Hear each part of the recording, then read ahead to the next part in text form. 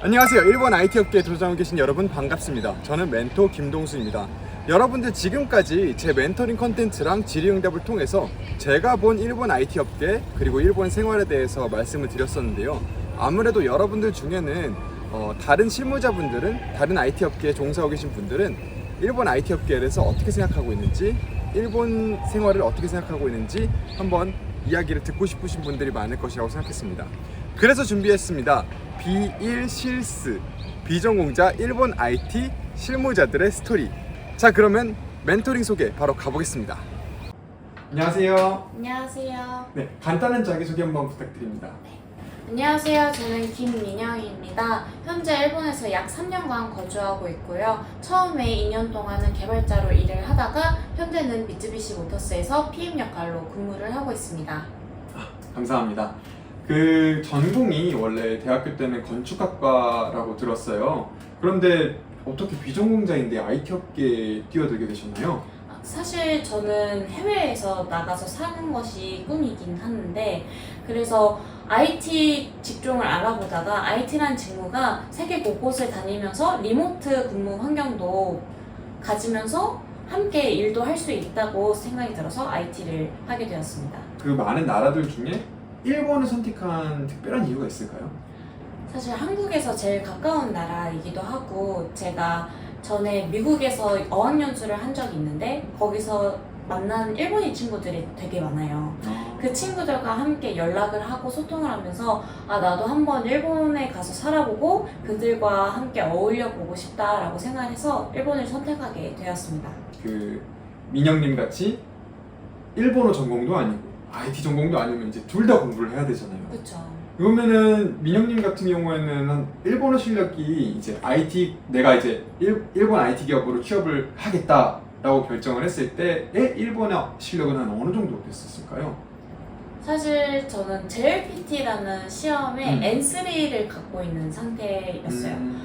간단한 언어 구사 능력이라던가 그리고 문법 그리고 단어들 같은 경우는 조금 알고 있는 상태였습니다. 딱 N3 수준. 네. 그러면은 N3 수준이었으면은 아마도 제가 알기로는 면접이나 이력서를 도전하기에는 조금 이제 어려운 부분이 좀 있었을 것 같은데, 그쵸.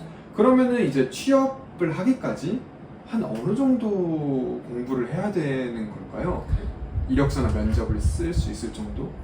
사실 저 같은 경우는 코엑스에 있는 SCIT 마스터라는 프로그램을 참여하게 되었었는데 그 과정이 약 11개월간 진행이 돼요.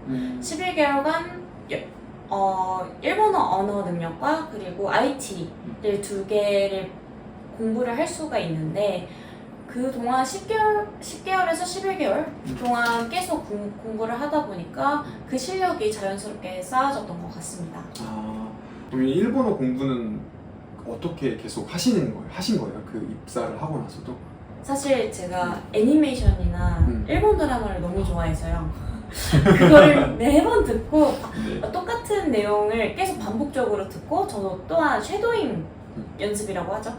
그 대사들을 다 따라 하다 보니까 이런 의미는 이거였구나 라고 생각을 하면서 계속 공부를 하고는 있습니다.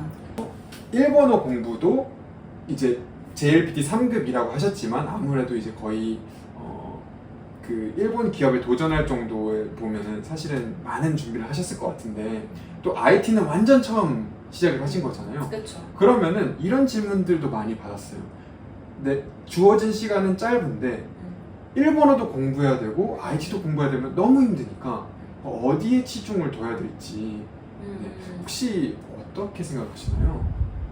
제 생각에는 IT랑 일본어를 둘 다 해야 되는데 막판에 스포트 시간이 부족하다라고 하시면 저는 조금 더 일본어에 비중을 더 두시는 걸 추천해드려요.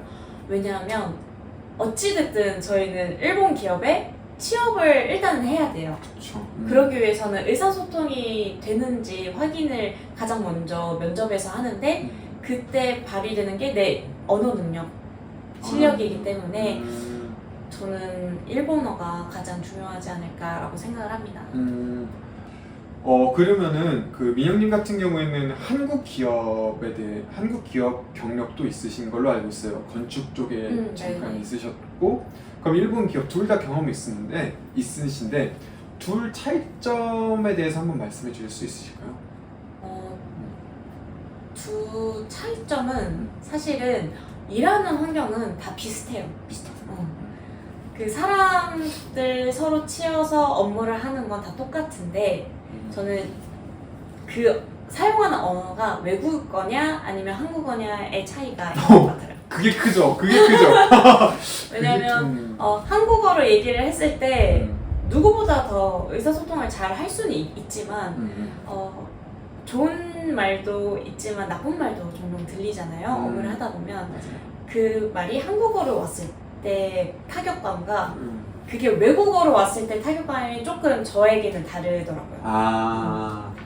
사실 외국어로 들어오면 한규로 듣고 한규로 흐를 수도 있기 때문에 못 알아듣겠어. 무슨 말 하는지. 그러면은 그쵸. 일본 전통 기업들의 복지가 좀 많은 편인 거죠. 저희 회사 같은 경우는 여행을 지원을 해주는 복지 포인트도 있고요. 여행. 그거는 여행만 하는 게 아니라 내가 필요하면 다양한 분야에서 활용할 수 있는 포인트, 그 포인트고요. 그리고 당연히 이제 저희는 보험도 보장을 해주고 육아휴직. 육아휴직도 당연히 보장을 해주시고요. 그리고 저희 회사 같은 경우는 어린이집이죠. 네. 업무에 좀 초점을 맞춰서 질문을 드려볼게요. 자, 개발자셨잖아요. 몇 년 정도 하셨죠, 개발자를? 약 2년간. 2년간. 그럼 이제 개발자에서 PM으로 전환하게 된 계기가 있을까요? 제가 개발자로 코딩을 하다 보니까 프로젝트에 대한 개념이 너무 작았던 거 아닌가? 조금 더 큰 시야로 프로젝트를 보고 싶고 다양한 프로젝트를 경험을 하고 싶다라고 생각이 들어서 PM이 되었습니다.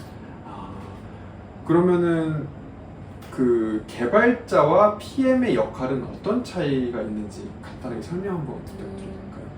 사실 이거는 모두가 다 그렇다고는 할 수는 없지만요. 제 경험상으로는 제가 개발자였을 때는 제 안건들, 소안건들을 해결하는 거에 집중을 했다면 지금 PM 같은 경우는 정말 큰 프로젝트 안에 다양한 안건들을 내가 어떻게 다른 팀원들에게 배부를 한다든지 그리고 또한 나도 그걸 맡아서 책임지고 하는 책임감 정도가 조금 다른 것 같습니다.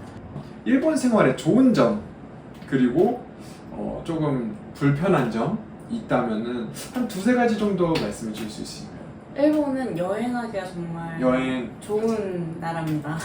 볼거리도 너무 많고요. 저는 친구들이나 가족과 함께 시간이 되면 후지산을 보러 야마나카코를 가고 그리고 바다 조금 더 나가서 즈시라는 즈시 바다를 보러 가면 정말 그렇게 좋을 수가 없어요. 그러면은 조금 불편한 점? 불편한 점? 네. 사실 지금은 제가 너무 적응이 돼서 불편한 점이 딱히는 없는데 맨 처음에 정말 의문의 굴레가 있어요. 의문의 굴레. 네, 처음에 제가 집을 구하려고 했는데 네네. 부동산 업자와 함께 이야기를 나누다 보니까 저를 인증을 하려면 일본 내에 저의 핸드폰 번호가 필요하다고 하더라고요. 그래서 바로 이제 핸드폰을 계약을 하러 핸드폰 그 통신사를 방문을 했는데 거기서는 저에게 이제 계좌랑 그리고 집 주소가 있어야 된다고 하더라고요. 제 이름으로 계약이 되어 있는. 그리고 그 은행 계좌를 또 다시 열러 가려고 하니까 집과 핸드폰 둘 다 필요한 상태가 되어서 그게 되게 의문의 굴레. 그쵸. 외국인, 네, 그쵸. 아. 외국인이면 어떻게 여기서 살아남아야 되지? 이런 처음에는 그런 의문을 들긴 했었어요. 인터뷰를 마무리하면서 마지막으로 두 가지 질문을 드릴게요. 이제 앞으로 향후 커리어 계획에 대해서 한번 말씀해 주실 수 있으실까요? 네, 저는 현재 일본뿐만 아니라 영어권 나라도 관심이 가지게 되어서 호주나 캐나다 등 다양한 나라에 도전을 할 계획을 갖고 있습니다. 그리고 IT 업계에 있으면서 조금 더 자세히 알고 싶은 마음도 있어서 IT 컴공에 대한 학위에 도전할 계획도 있고, 그리고 또한 현재는 PM이지만 다시 엔지니어나 개발자로 돌아갈 계획도 갖고 있습니다. 그렇군요.